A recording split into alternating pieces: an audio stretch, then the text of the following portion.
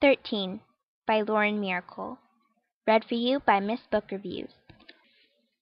For every girl who is trying to be her best, truest self, I believe in you.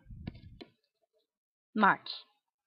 The thing about birthdays, especially if you just that very day turned 13, is that you should know in your heart of hearts that the world is your oyster, even if you don't like oysters because of the slime factor, and because they're gray, and have no eyes. Eating an oyster is like swallowing a fishy blob of jello, and frankly, I'm not a fan. I would not, however, run away shrieking if someone dangled an oyster in front of me, like my BFF, Dina, would. Last year, on my birthday, I snuck home a shrimp from Benihana because, in addition to being anti-oyster, Diana is also possessed of shrimp phobia. The poor dear. I waited until just the right moment, then whipped out the shrimp and jiggled it in front of her, making scary shrimp I'm going to get you noises. There was shrieking, there was cat fur, there was an extremely irate older sister, that would be Sandra, who huffed off with her tub of shrimp juice-tainted mud mask, which Dina and I had kind of borrowed. Ah, the good old days. But today was a good day, too, because today I turned 13. It is big, and that bigness hummed inside of me, even though I tried to play it cool when first Mom and Dad and then my friends at school made the "ooh, a teenager at last" sort of comment. Dorky, dorky, dorky. And yet there was truth behind the dorkiness. I will never be a child again. People might call me a child. In fact, I'm sure they will, and I'll glare at them hormonally. But my childhood days are over. There's a Bible verse Grandmom Perry made me learn. What was it? When I was a child, I spoke as a child. I understood as a child. I thought as a child. But now I am grown. I have put away such childish things. It has a tinge of sadness to it, despite the glory of my slumber party to come, complete with Bobby Brown makeovers at the mall. Growing up is always tinged with sadness. That's what I was coming to learn. You got boobs, but you also got zits. You got to wear cooler clothes, but you felt self-conscious when people noticed you in them. You realized your parents weren't perfect and amazing and all-powerful, which was liberating in a way. But, well, you realized your parents weren't perfect and amazing and all-powerful, which sucked. As a little kid, I thought my parents had all the answers. As I got older, I realized no one did. And let's not forget the friend thing. Back in the olden days, it was all so easy. Take my little brother, Ty, for example. He's 6, and he's friends with everyone, even the kids he doesn't like. I went with Mom to pick him up from school last week, because Westminster, where I go, has a teacher work day, and Trinity, Ty's elementary school, didn't. And I saw this kid reach over and pinch Ty on his side.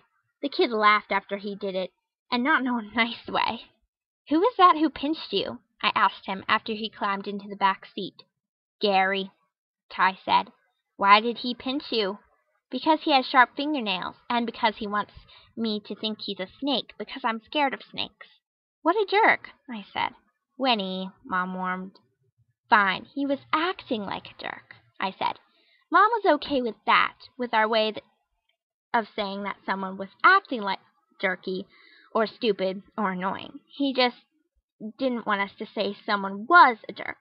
My opinion was that Mom was acting naive to think that made any difference. Anyway, a snake bite wouldn't feel like a pinch. "What would it feel like?" Ty asked. "I don't know, not a pinch." "A stabbing pain of hot lava?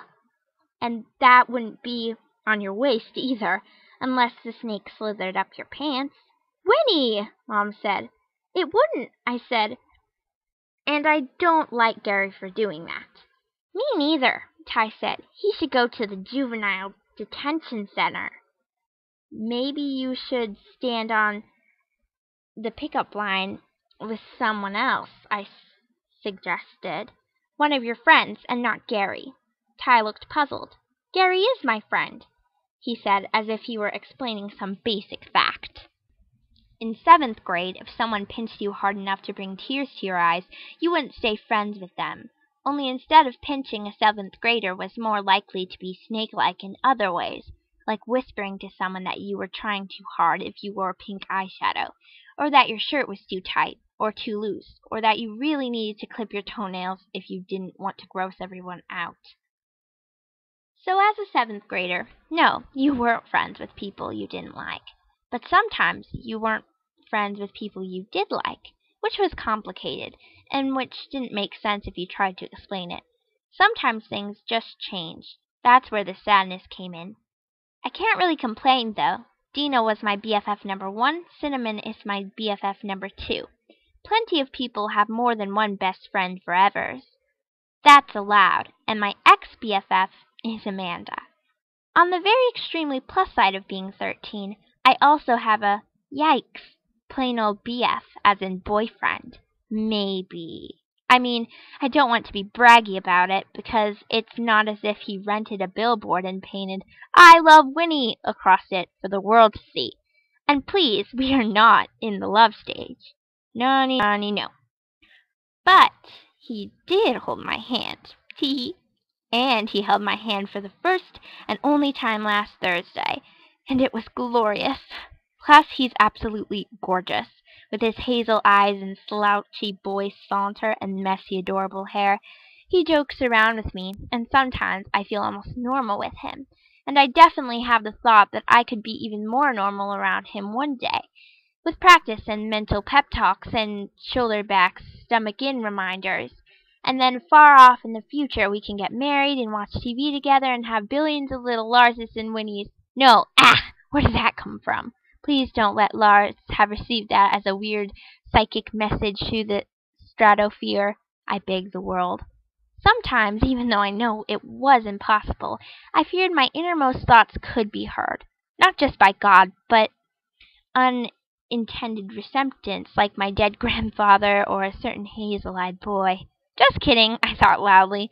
Not planning on marriage, at least for a long, long time. Not that desperate and girly. It did unnerve me liking Lars and having him, yes, just admit it, like me back. That was a big part of why I had so much to be thankful for, on this day of becoming a teenager. And when I said that only 13-year-olds should have the world as her oyster, what I meant was this. I hope my life will be this good forever. I hope my life will always be a secret pearl, shimmery and full of promise. 13-year-olds are too old to blow out candles, though I know I will anyway, but that's my birthday wish. Dina's dad pulled into our driveway at 5, and Cinnamon's dad followed right on his heels, or wheels, rather.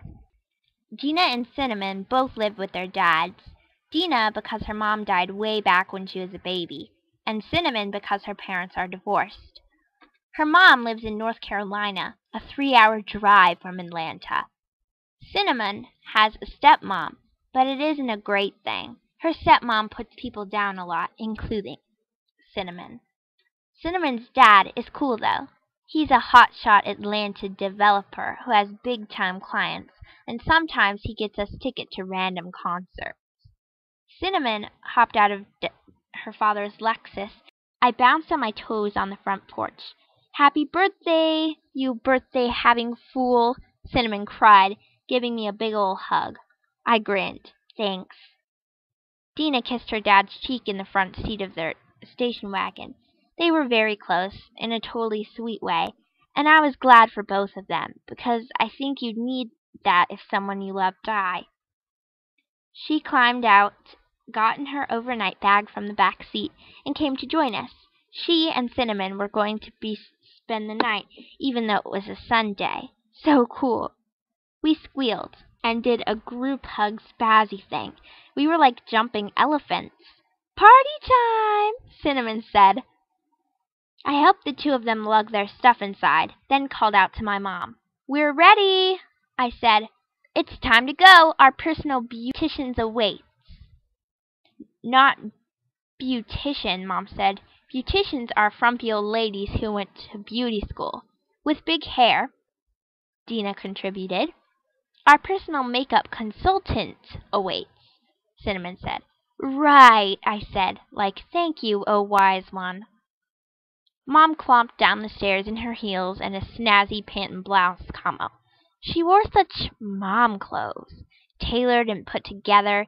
Even when she wore jeans they were crisp and dark blue and high-waisted, with her shirts tucked in according to the law for 40-year-olds. She was cute in her little outfits. "Hi, girls," she said. "Hi, Miss Perry," Dina and Cinnamon chorused. "So let's do it," she said, because she still thought she was hip. To Dad, who showed up in the kitchen to see us off, she said, "See you on the flip side, homie." "Oh, dear God," I said, as Dina and Cinnamon giggled. "Mom, do not ever say that again." Mom laughed. "Tell me not to say something, and that's exactly what I'll greet you with the next time I pick you up from school. And I'll be wearing clown shoes." "Have fun, girls," Dad said, ruffling my hair and then Dina's and Cinnamon's. "Just don't go too crazy."